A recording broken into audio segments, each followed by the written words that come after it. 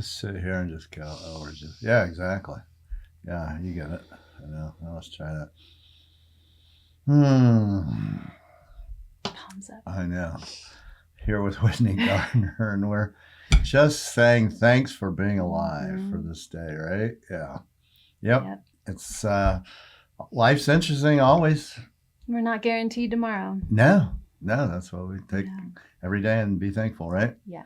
So I'm thankful you're here. I'm thankful I'm here. I'm thankful you have me here. Yeah. So we are doing the new Young Guns. Yeah. And you brought your new work, 10 paintings. Yeah. And so I was just sitting thinking as I drove in, I go, God, we should talk about the last 2 years, because we did a podcast, but it was 2 years ago. It's hard to believe. Yeah. It really is actually a little bit hard to believe. Probably maybe for you too. I don't know. For me, it feels like it was yesterday and it was 10 years ago all at once. Isn't that interesting? Mm-hmm.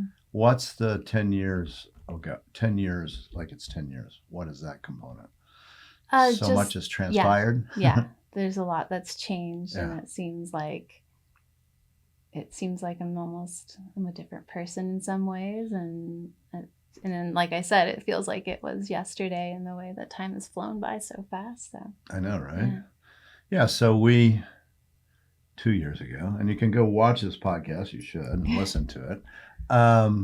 You had come in for the first time. It was in November too. Actually, I remember it was you were bringing, I think, your mountain oystering kind of thing. Yeah. Yep. And you had come in. My son Charles, who was co-owner of this business, you'd showed him your work, I remember, and he comes to me and goes, "Hey, Dad, you need to look at this." And I was like, "Oh yeah, I do need to look at this." And we went through your work, and I was like, "Yeah, how about let's do a podcast?" And by the way, can I represent you? Yeah, that morning I was camping at the Catalina State Park. I woke up in a tent, and all I wanted to do was see some Maynard Dixon work and some Josh Elliott, and I was not expecting to walk in and have such a abundant surprise. Yeah.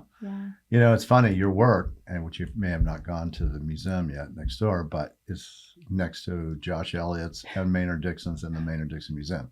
That's how far things have happened in 2 years. Yeah, that's even still hard for me to make real in my mind. Yeah. So that point, so let's just talk about that, because I think it's important for artists to understand what can happen if you do all the right things, which you have. First of all, you didn't just start painting yesterday. You'd been painting for almost 10 years or so. Not now, it'd be like 12 years, right? Is that about right? Yeah. I mean, there was a break where I was building a house and doing stuff where I didn't really have a studio, but I was still painting. Yeah. And then when I really made the decision that I'm going to do this or die, like really that dire, I just started painting and was in my studio every day and didn't even show my work. I had to like catch up, it felt. Yeah. And that's when I found my love for landscape painting, because I did a painting of a San Pedro bloom, and I had the landscape in the background, and I did not understand how to paint that. Right. So I go, I think I just need to like edit this and just paint the landscape. And so I did that for like a whole year, trying to discover how to do that. Right. And how do you survive while you're doing that?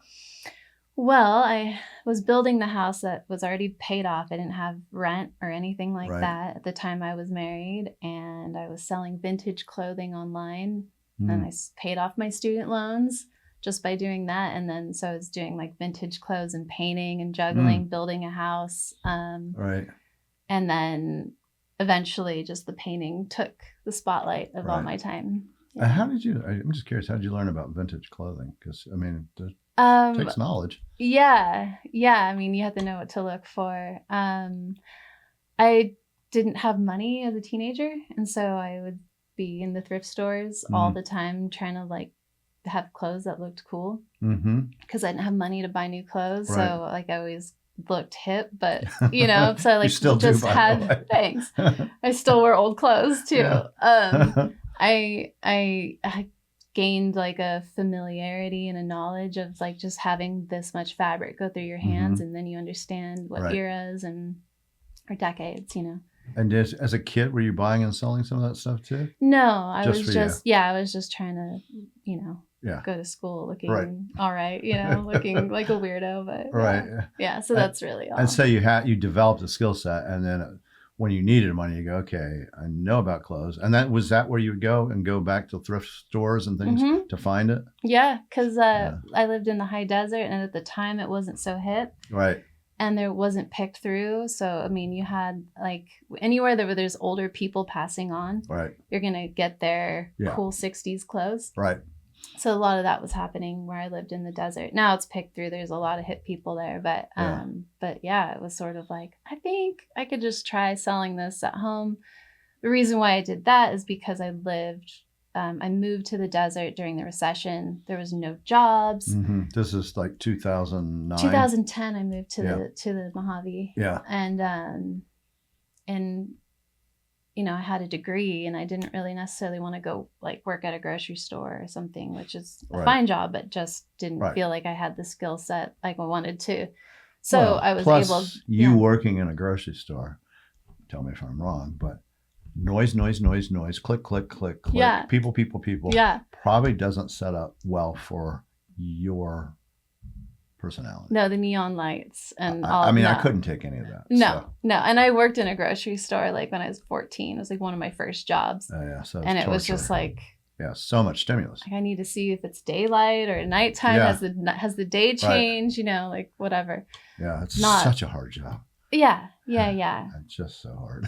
Yeah, so there just wasn't a whole lot to choose from where I lived. So that's why I could stay home, paint, and sell vintage clothes. You know, it made sense, kind of. I didn't make a lot of money, but enough to pay off my student loans. Yep. So that's not bad. And then had a place to live that was paid off. Yeah. And then just paint and try to get better. You know, I think it's a testament to artists that they can come in and do what you did on occasionally. I mean, when you came in, you weren't trying to find representation. You came in to look at art. Yeah. And representation found you. Yeah. Yeah. Yeah. I tend to be pretty shy, and there was no way I was going to introduce myself to this gallery. I mean, like this was one of the galleries I dreamed of getting into. Yeah. And then just to walk in for the first time and that happened, it was just. Yeah. And I thought it was very brave of you to go, I'll go do the podcast. Well, I couldn't say no to anything. Yeah, I mean, you could have. But I mean, in that situation, I'm like, I feel like I'm where I'm supposed to be. Yeah, I think you were. In fact, I know you were. Yeah. Yeah. So, yeah. And I think that time you'd probably come off the desert. You'd been in a tent. I was plein air painting for a few days. Yeah. So you came in like, you know. Yeah. I kind of rolled out of a tent. And you still said, yep, no, I'm going. Yeah. Yeah. Yeah. I know. I thought of it. I was like, I haven't looked at myself today. I guess I'll be in the podcast. Yeah, I know. You look great. Yeah. So you do that. We start representing you. And the reason I'm telling this story, because it's the young guns, new young guns. And the last young guns I had was, I don't know, maybe 15 years ago, which was Logan Ajaj, Glenn Dean, and Josh Elliott. And we all have seen their paths, and they've done fairly well, I would say. Exceptional. And they're exceptional artists. And I think this is the same thing for you. Maeve Eichelberger, Jordan Walker, Josh Gibson, and yourself, Whitney Gardner. So, but it took a while. It's almost a tongue-in-cheek when you say the new young guns, because you're under 40. All of you are under 40, and I think everyone. I don't know if Jordan. He's probably 29, but it's all in that gap range. And now hitting your stride, really, quite frankly. Yeah. And so let's talk a little bit about that 2 years and what has happened, because you've won awards, been in museums, had major shows, not by me, but other galleries as well. And so things have kind of maybe tell us what's happened in that year. Yeah. 2 years, I should say. Yeah. I mean, after walking in here, there was just all these opportunities that just kind of kept lining up, like magazine articles, like from Western Art Collector, Southwest Art, Western Art and Architecture. And from one of those magazines, and they reached out saying, we're following what you're doing. You want to do a small feature, something like that. And then I, so that kind of, I noticed like the emails and people that were looking at my website from those articles, started to flow in. And soon after, I got a call from McLarry Gallery in Santa Fe, and Excellent gallery. So yeah, great gallery. So it was like another gallery for representation.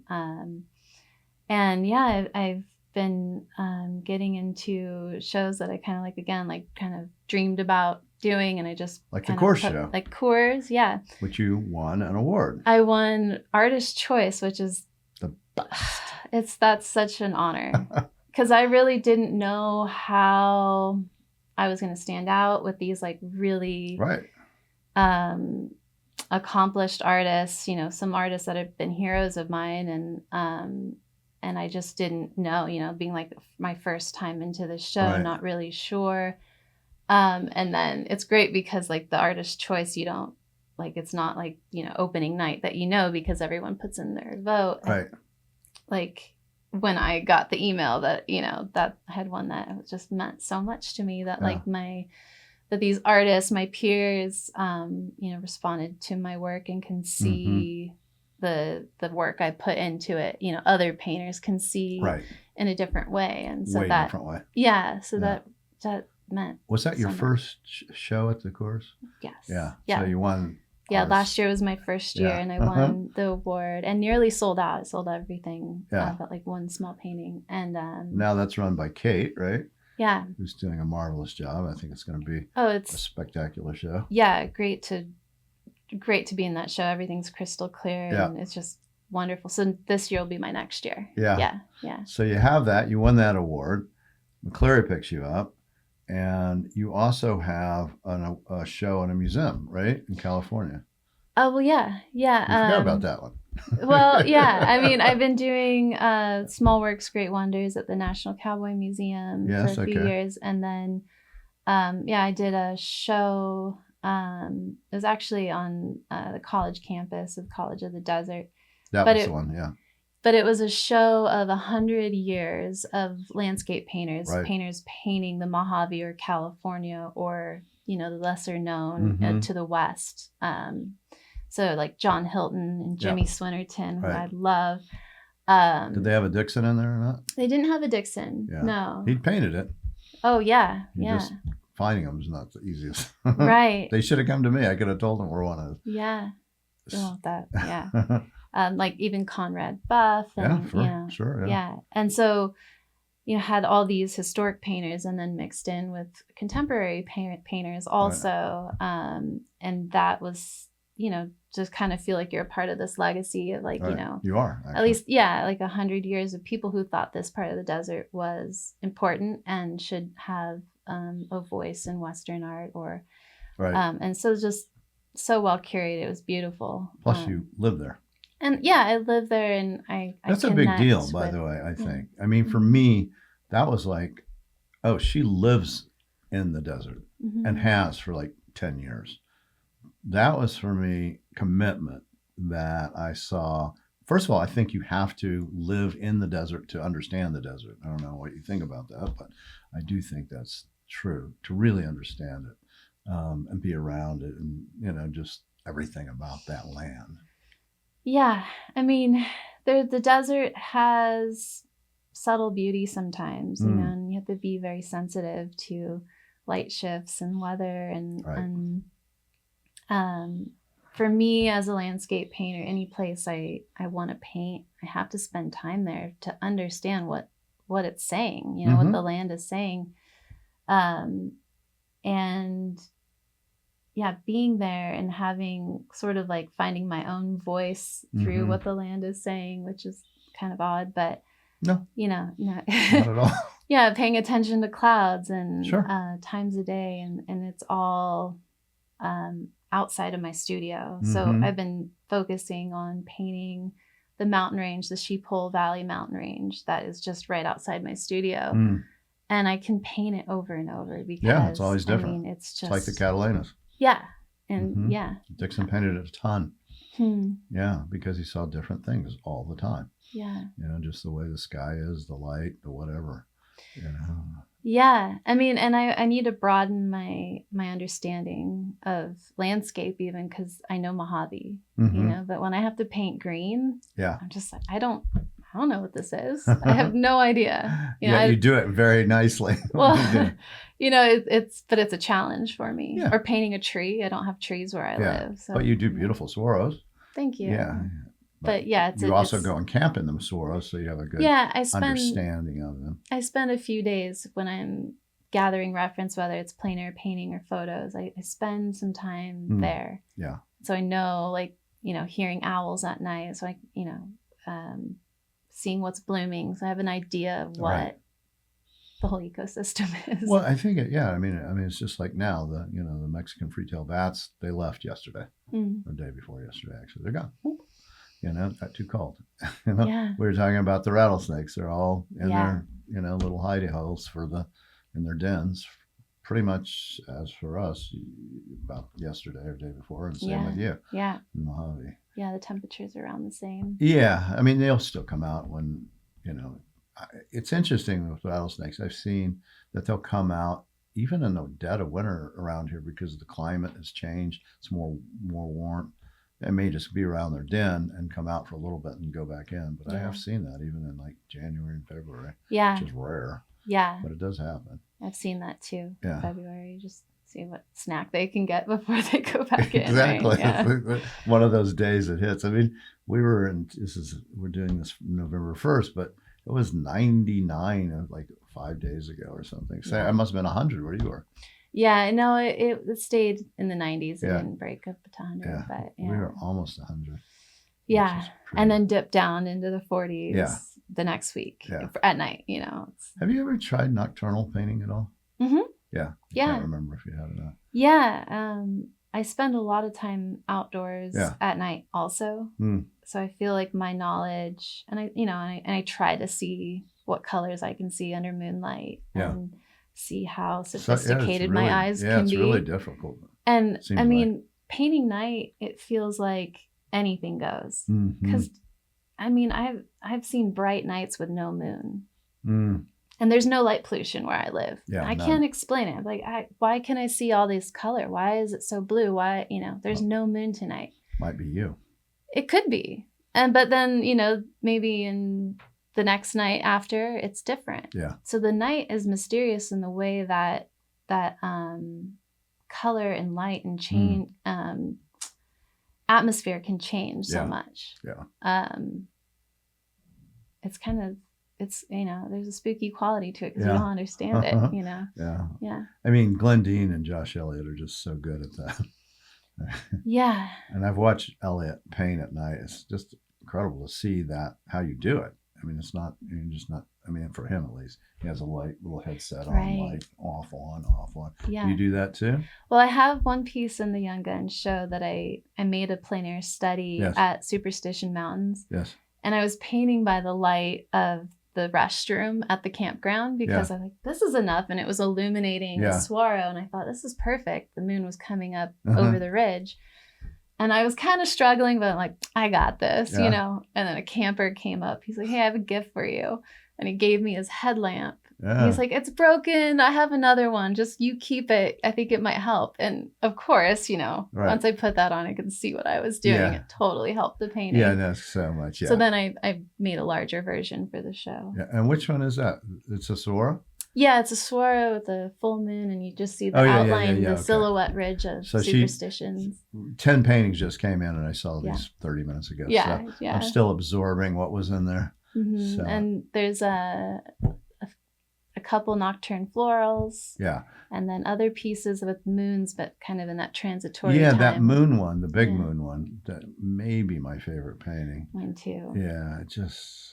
That one nailed the moon, which is a really hard thing to do, by the way, folks. If you're going to paint it, be able to do it before you do it. Well, I thought this was ridiculous. This is a huge moon in this painting. But when you do see it come up in the desert, it's different.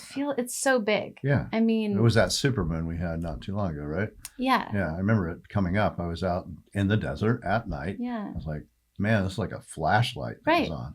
That's the title of the painting, All That I See, is because there's I can't see anything else but this giant moon. Yeah, it was so it bright. feels, you know, it feels significant. So I wanted the painting to do that. Yeah. And so that was when the comet was doing its thing too. Yeah. I was out. So I was out trying. As soon as the moon came up, I was like, well, there goes the comet. Yeah. But even here, I mean, even though we're in a big metropolitan city, we're pretty careful about light. Mm-hmm. And yeah, you could see the comet. It must have been great where you were too. Yeah. I was just like, holy moly. Yeah. So great to see, and just catching it before it got too dark, you know, when there's enough sunlight kind of reflecting off of it. 30 to 40 minutes you could see it. Mm-hmm. Did you think, I should try to paint this? Yeah, I mean, I love comets. I was born with the passing of Halley's Comet. Oh, wow. And so, you know. Yeah, I get it. You and Mark Twain. Me and Mark Twain, yeah. Mm-hmm. Hopefully you'll be just like Mark Twain. Maybe I'll die when it comes again. Was that 76 years? Something like that. That's not enough years. I want to paint longer than that. Yeah, but I'm painting into my 80s. Predict it. I know. It might come and take me. 76 that's enough years. Yeah. I did. I thought of it. I thought, how would I interpret this? And, you know, a comet can kind of. Really hard thing. Yeah. It's like if you can get away with it in a way that feels like maybe subtle or impactful or something, not just like, you know. Right. Here's the comet. Fantastic, you know? Yeah. No, because it is such a subtle thing. Mm-hmm. And it is so fleeting. And I would think trying to get that gradation of that light, which is, you know, just that orangey light that's hard to capture, even with almost impossible to capture with a phone or a camera, would be hard, very hard to capture as an artist. Yeah, the light, that part, I mean, that would be exciting. Yeah, that part, I would it think, feels, that's the mastery of it, right? Yeah, that's, you know, to try and get that strange, you know. It's very complex. Yeah, that it really it's like is. Yellow to purple or orange, like you're going opposite colors and not make some muddy color in between.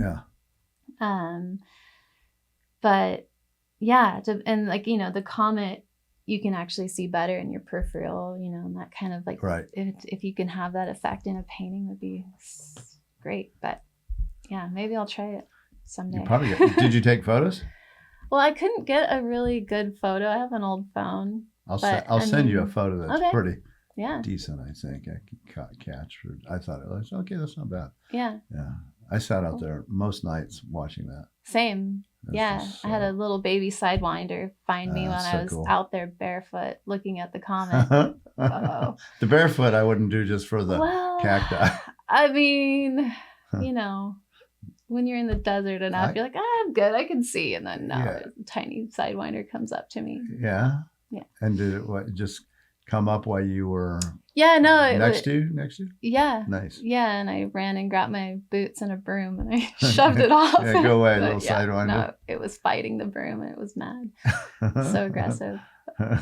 Yeah, well, he wanted to be next to you. Well, yeah, the house was warm. Yeah. All the brick is finding exactly. You're warm too. Yeah. But don't come in the house. Yeah. Did not want to deal with that. Yeah.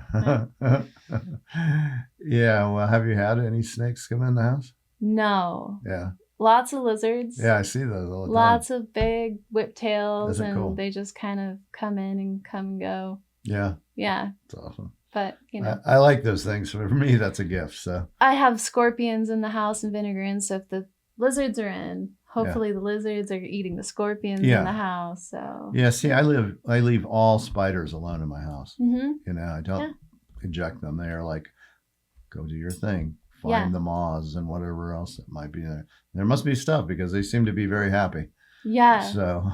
Yeah. People that are listening to this are going, these people are desert people. That's what it is, actually. If you are a desert person, you know, when you see a large tarantula, your first thought is, oh, I want to put my hand out so I can walk on it. I mean, they're just so beautiful. And they won't hurt you. Oh, no.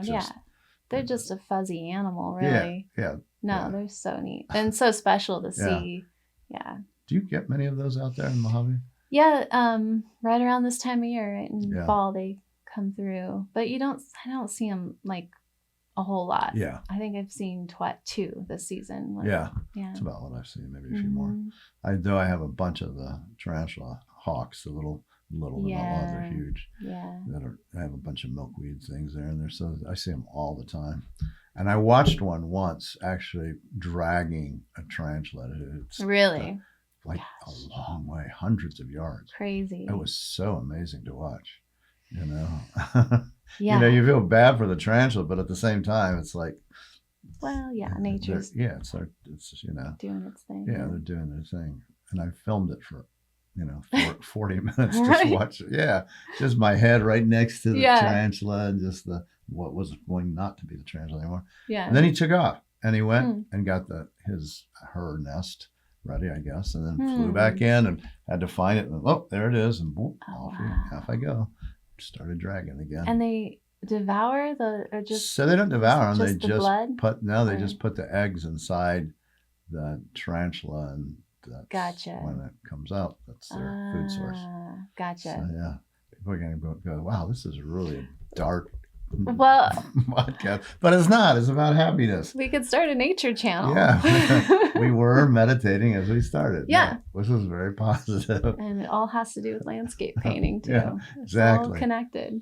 And so back to the story. So you had a big show at McLarry's this summer, which did extremely well. Yeah. And now you have this show. Yes.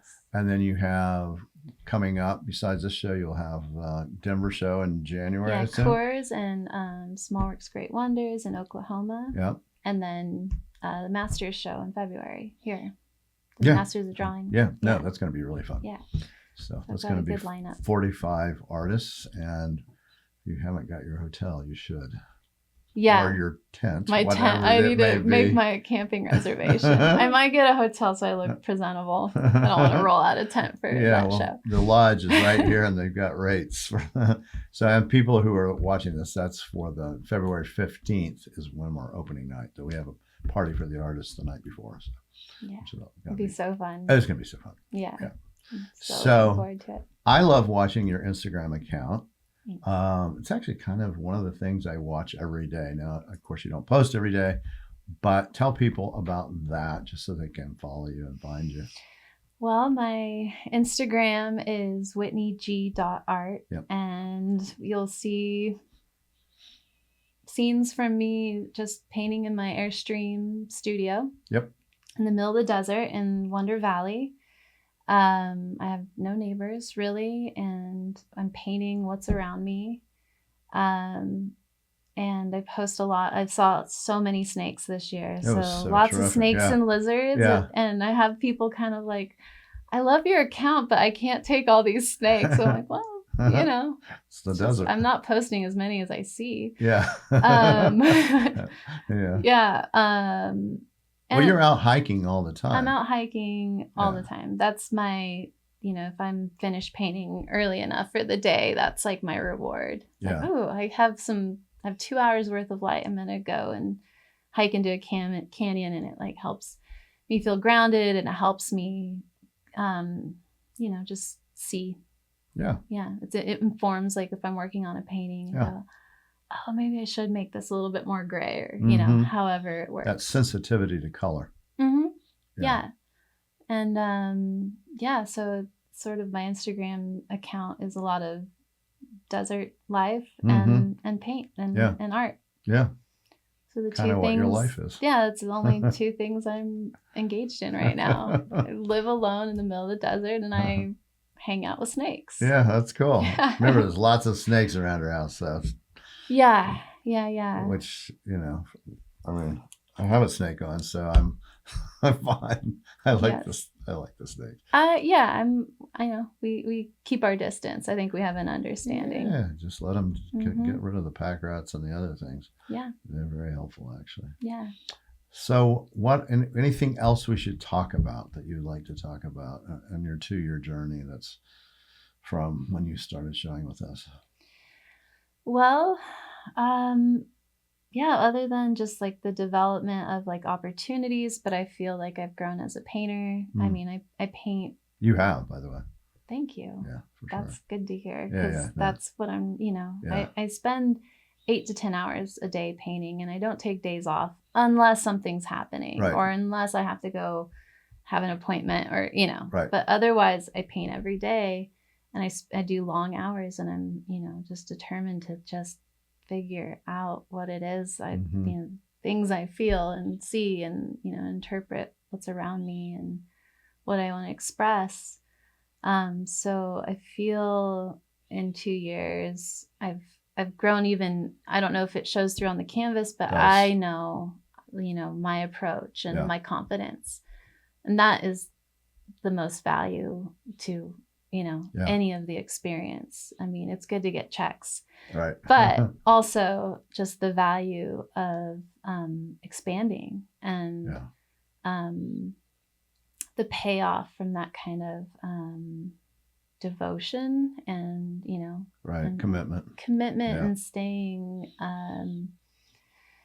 you know, disciplined. And, you know, it's hard. I sacrifice a lot. I don't, you know, see friends and family as much as I'd like. And I need to work on the balance, you know, as far as like how I want the rest of my career to go. But it's really easy for me to be reclusive. It's really easy for me to just have nothing else to do but paint for the day. And when I wake up on those mornings and go, what do I have to do? Oh, I only get to paint clouds today.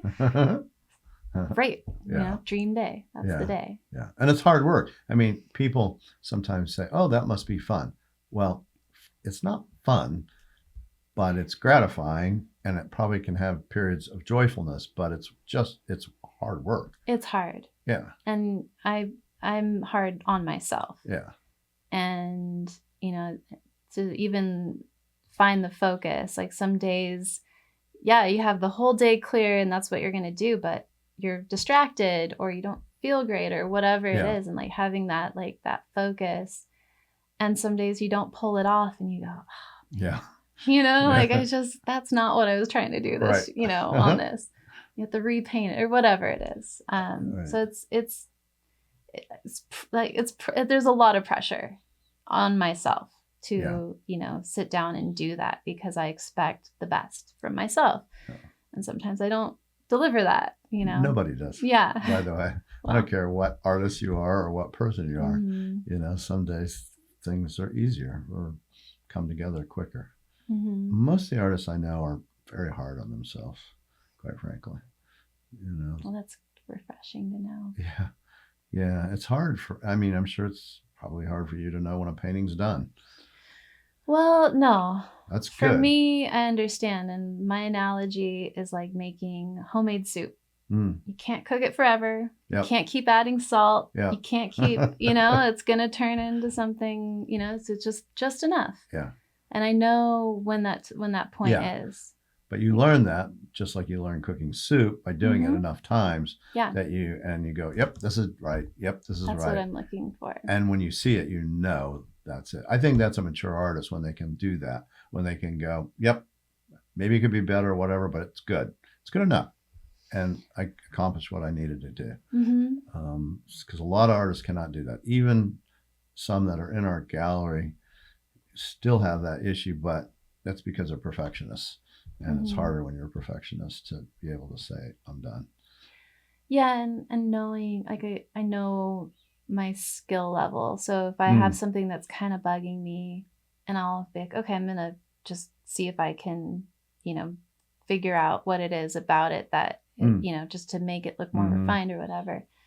And if I try and I'm not getting there, I go, oh, it kind of looked better before. Then I know it's like, okay, like you're just not there to make it how maybe you'd like it to be. Right. You know? And then sometimes, like, without even trying, it looks great. Yeah. Wow. I know. How did that happen? Right. Gotta try and do that again. I know. Yeah. And sometimes it's not as easy to try and do that again, too. It's like, sometimes it totally like making soup. You. Yeah. Sometimes it's better than others. And you go, why is this better? What is it? Yeah.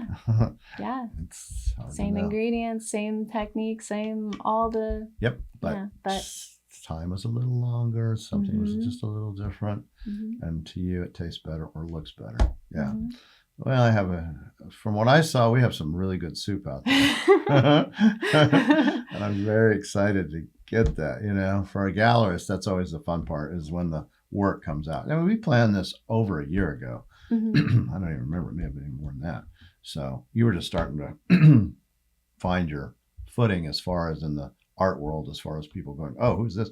And now people are like, oh, yeah, I know who her work is. That's a weird thing for you. It must be a little bit, right? Um, you know, I don't think it's really sunk in, or I don't really realize that. Mm. You know, again, I'm out in the middle of the Yeah, 'cause- desert, and yeah. but there's people that will like see me at the grocery store and be like, I follow your Instagram account. Yeah, I know. Like, Yeah. oh, Yeah, no, wow. I get that. It's always Okay. kind of an odd thing. Yeah. Or, you know, at shows, there's like, you know, it means so much to me. There's people that are, you know, either know my work on Instagram Yeah. or saw my work at a gallery, and they come to the shows and they introduce themselves. And I, you know, that means so much that they would make the effort Right. and do that.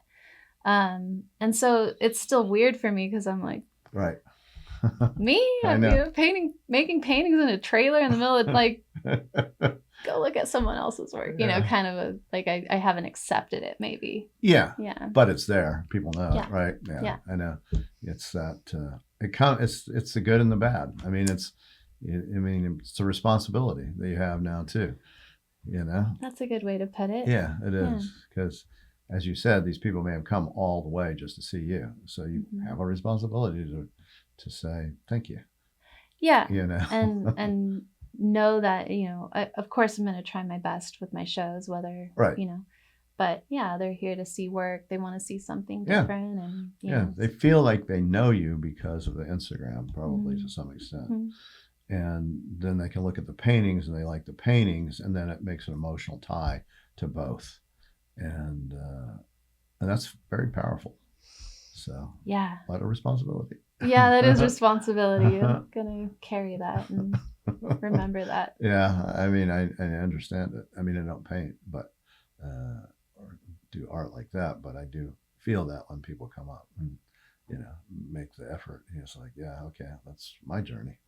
You know, I better be cognizant of their emotions as well. Yeah. So and I've done so many podcasts that people feel that they know who I am, and somewhat they do, because I do share.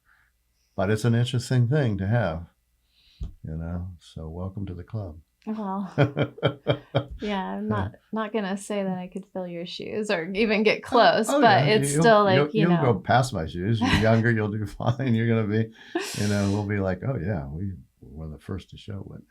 Oh, well, that's so sweet. I hope people say that. So, all right, anything else you're excited about? I'm so excited about the show. Yeah, it's gonna be really fun. Yeah, I am too. I think it's a cool concept. I love all four of the artists, you being one of them, of course. I do believe you all are on the precipice, if not already there, of going to that next level very quickly. Mm-hmm. And it's fun to see it happen. I remember with the other guys, they watching that and knowing it, and then seeing them just blow up and be bigger than you can imagine. So I'm sure that's you guys' journey too.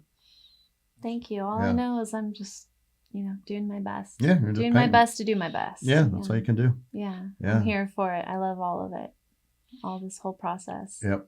Yeah, no, it's great. Well, it's the 15th is when the show is, and let's go. You want to go? You want to do lunch? Yeah. Time? Yeah, let's go do lunch. Great. All right. Whitney Gardner, thank you very much. Thank you, Mark. I'll see you in 2 years too. Well, maybe we'll do another one. Maybe we'll. Yeah, if I can get you, I'll be like, I'm too booked up, Mark. I'm sorry. All right. I don't have any. I wish I could give you some work. But, yeah. Even if it did, it wouldn't matter. Getting to know you and being part of that relationship is the fun part.